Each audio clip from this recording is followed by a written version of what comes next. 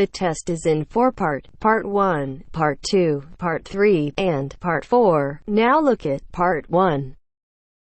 Part 1. You'll hear a telephone conversation. Now you have some time to look at questions 1 to 6.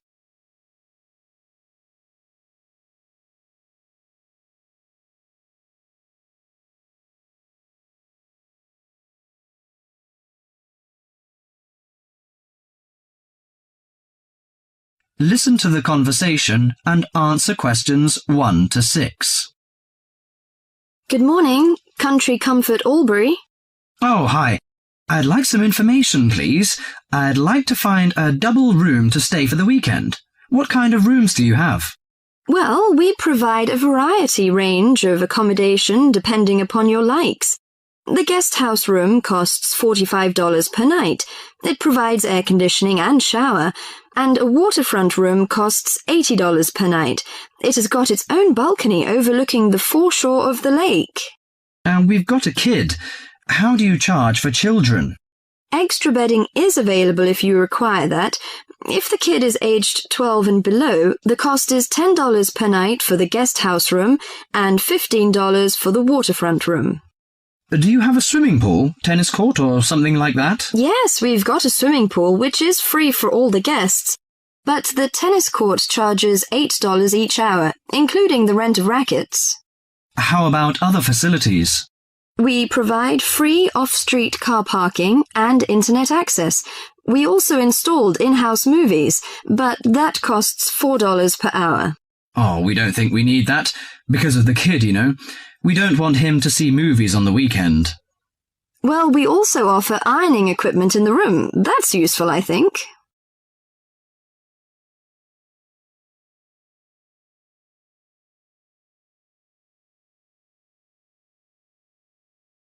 Before listening to the rest of the conversation, you have some time to go through the questions 7 to 10.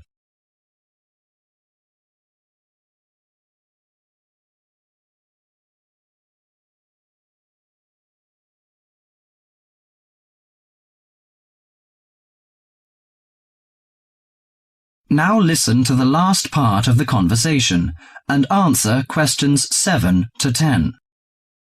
Great! Could you tell me the address? How do we get there?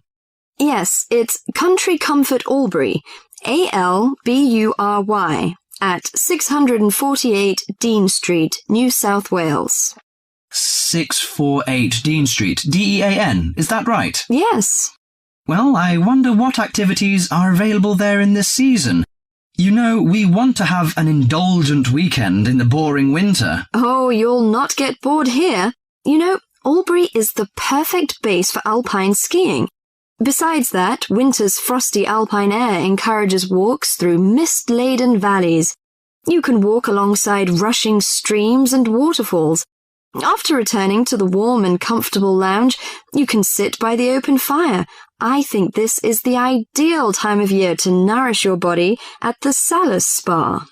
The idea of skiing doesn't appeal to me very much, but it sounds good to have a relaxing walk through the valleys.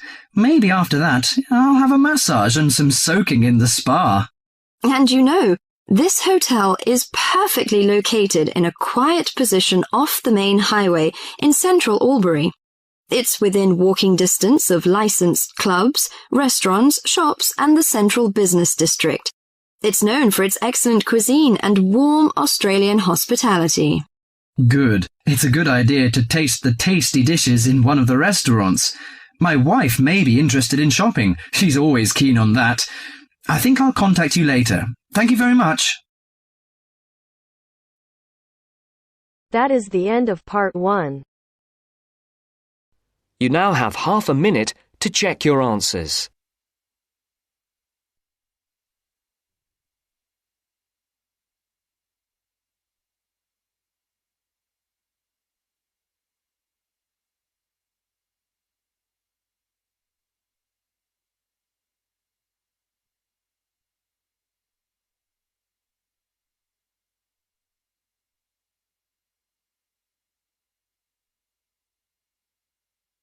Now turns to Part 2. Part 2. You will hear two students discussing a project they have to do as part of a literature course on great books. First, you have some time to look at questions 11 to 15.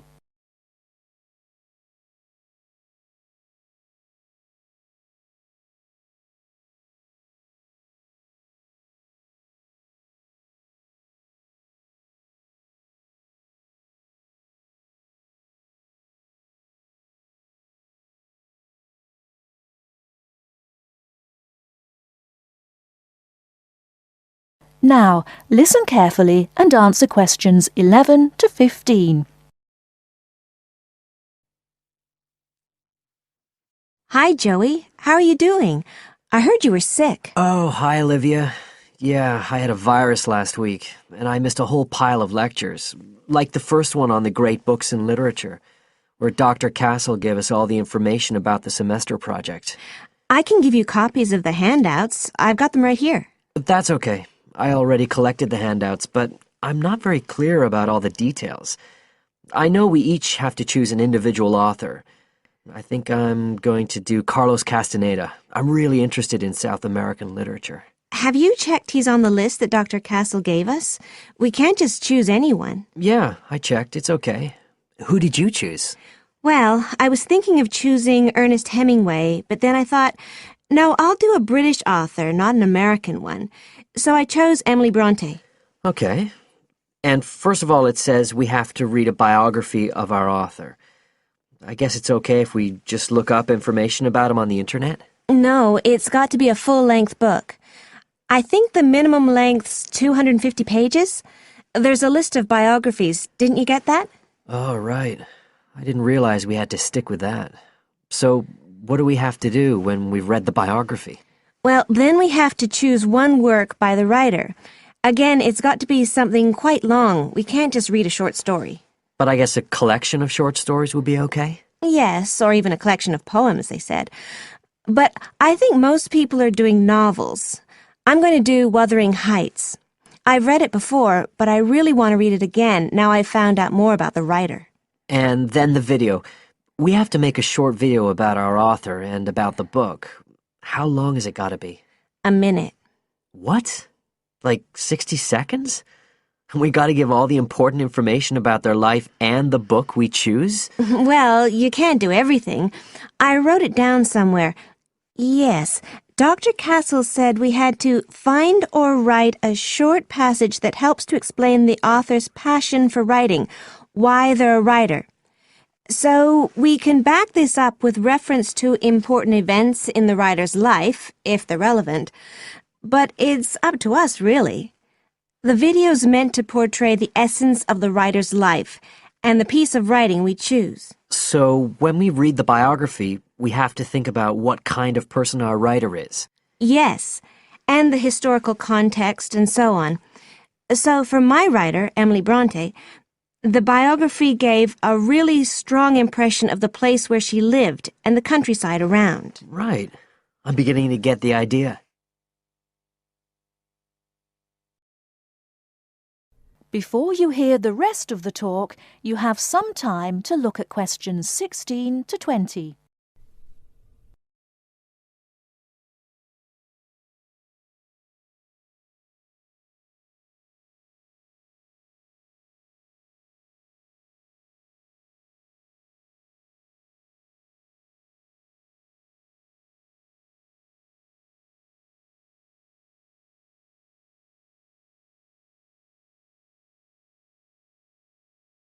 Now listen and answer questions 16 to 20.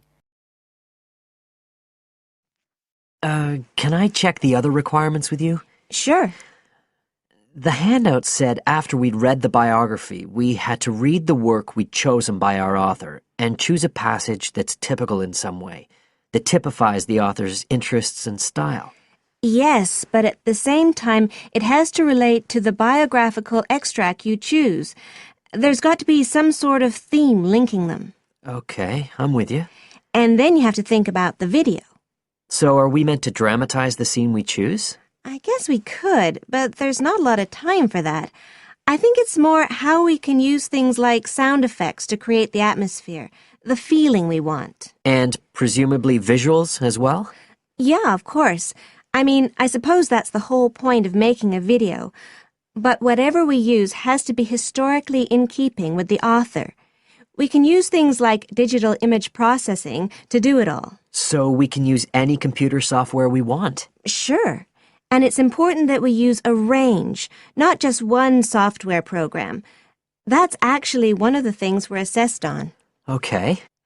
Oh, and something else that's apparently really important is to keep track of the materials we use and to acknowledge them. Including stuff we download off the internet, presumably? Yeah, so our video has to list all the material used with details of the source in a bibliography at the end. Okay. And you were talking about assessment of the project. Did they give us the criteria? I couldn't find anything on the handout. Sure. He gave us them in the lecture. Let's see, you get 25% just for getting all the components done. That's both sets of reading and the video. Then the second part is actually how successful we are at getting the essence of the work. They call that content, and that counts for 50%. Then the last 25% is on the video itself, the artistic and technical side. Great. Well, that sounds a lot of work, but a whole lot better than just handing in a paper. Thanks a lot, Olivia. You're welcome. That is the end of part 2. You now have half a minute to check your answers.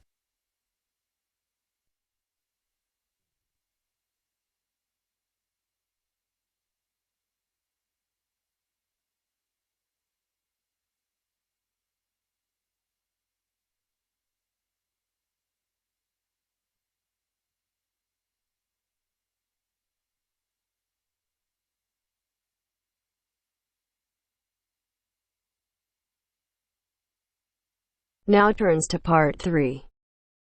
Part 3. You are going to hear a conversation between a student and a tutor. First, you have some time to look at questions 21 to 25.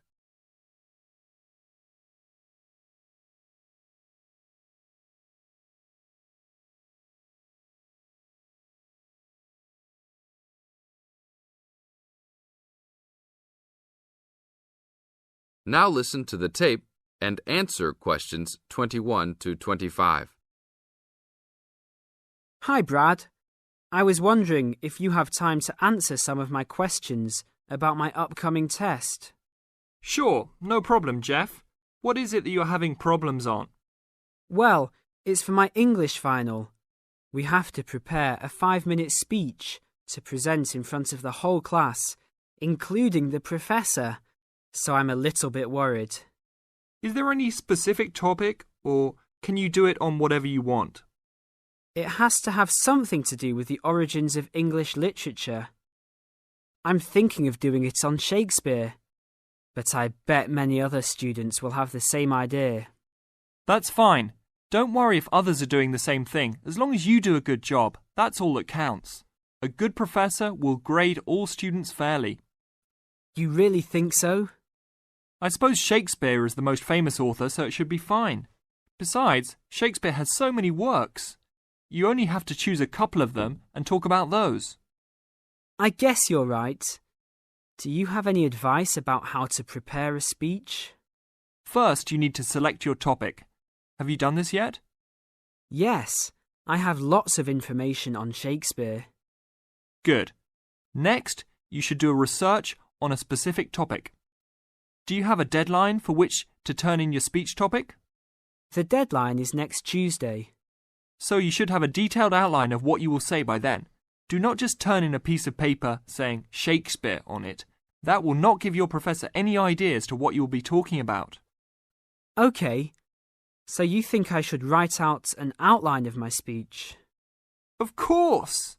Writing your speech out in outline form is essential. No one could give a speech from scratch. Even the president must refer to his outline when giving a speech. An outline will give you a good structure to base your speech on. Now look at questions 26 to 30.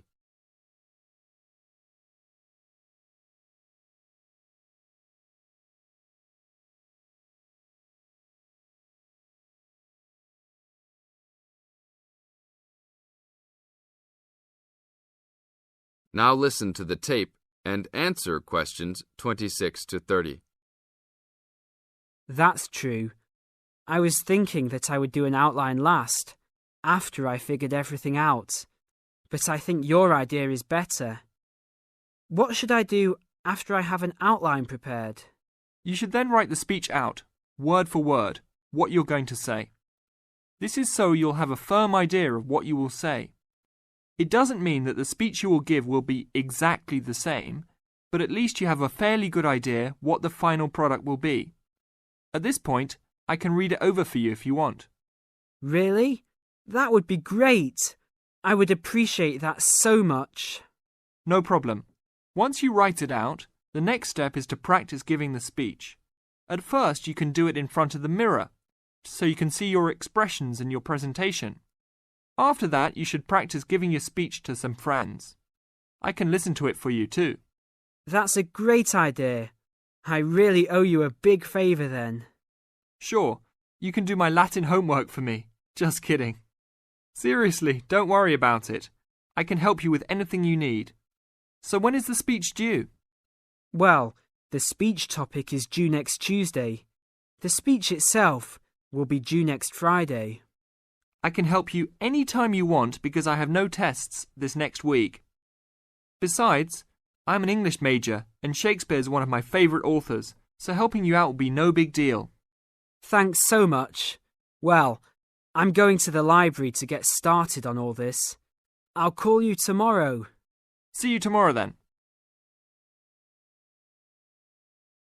That is the end of part 3. You now have half a minute to check your answers.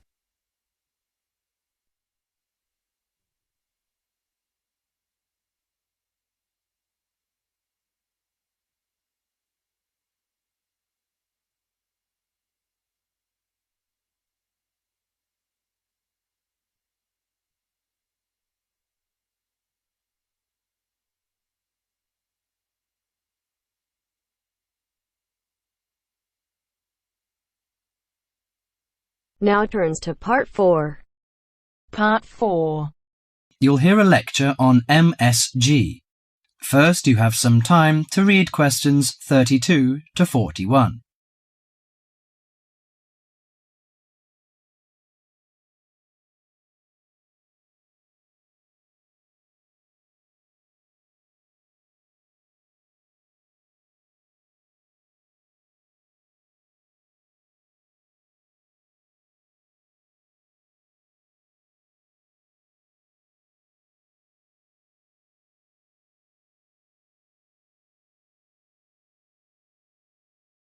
Now listen to the conversation and answer questions 32 to 41. You've probably noticed that MSG appears regularly among the ingredients of your favourite foods. But what is it? How long has it been used? How is it used? MSG, or monosodium glutamate, is a chemical commonly used to add flavour to salty or sour tasting foods. The average person knows almost nothing about it, but today MSG is found in everything from potato chips to soup. Its principal component is an amino acid called glutamic acid or glutamate. It was identified by Professor Kikunae Ikeda in 1908, but Eastern cooks have been using glutamate-rich seaweed as flavouring for more than 1,200 years. Glutamate is found in 2 forms. Bound glutamate, which is linked to other amino acids forming a protein molecule, and free glutamate, that has no link to protein. Only free glutamate is effective in enhancing the flavour of food. Foods often used for their flavouring qualities, such as tomatoes and mushrooms, have high levels of naturally occurring free glutamate. MSG is usually produced through fermentation of corn, sugar beets, or sugar cane. The finished product is a pure white crystal, which dissolves easily and blends well in many foods. Monosodium glutamate enhances the basic flavour of many foods. New studies also show that MSG elicits a unique taste that is known as umami in Japan and often described by Americans as a savoury, broth-like or meaty taste. Umami may be the fifth basic taste, beyond salty, sweet, sour, and bitter. As an integral part of cuisines around the world, this savoury taste is common to the bouillons of Europe, the oyster sauce of China, the soy and fish sauces of Southeast Asia, the pizza of Italy, and the chowders and stews of America. MSG helps bring out the best natural flavours in a variety of foods such as meat, poultry, seafood, and vegetables. While MSG harmonises well with salty and sour tastes, it contributes little or nothing to sweet or bitter foods. Results of taste panel studies indicate that a level of 0.1 to 0.8% MSG by weight in food provides optimum enhancement of the food's natural flavour. This is within the range of glutamate that naturally occurs in foods. Approximately 1/2 teaspoon of MSG is an effective amount to enhance the flavour of a pound of meat or 4 to 6 servings of vegetables or soup. MSG is a self-limiting substance. Once the proper amount is used, adding more contributes little to food flavour. Overuse of MSG, as with many other seasonings and spices, may cause some foods to have an undesirable taste. There is simply no substitute for wholesome quality food and good cooking techniques. MSG makes good quality food taste better, but will not improve the flavour of poor quality food. Disturbingly, scientists have known since the 1960s that MSG kills brain cells in young animals. Further research suggested that MSG may also be responsible for ailments ranging from skin rashes to irregular heartbeat and depression. Reports vary on just what percentage of the population is sensitive to MSG. One researcher put the figure as high as 30%. But food industry-sponsored studies have suggested it as low as 1 to 2%. Baby food manufacturers agreed to take MSG out of their products in the 1970s, but it is still widely used in other foods. This is because MSG is an economical way of stimulating great taste. If you're making a chicken stew but can't afford a whole chicken, why not use a little chicken and a lot of MSG? Consumer groups in the USA campaign regularly against its use, but for many of us, MSG will continue to be a part of everyday life. Food, it seems, will always be a matter of personal taste. That is the end of part 4. You now have half a minute to check your answers.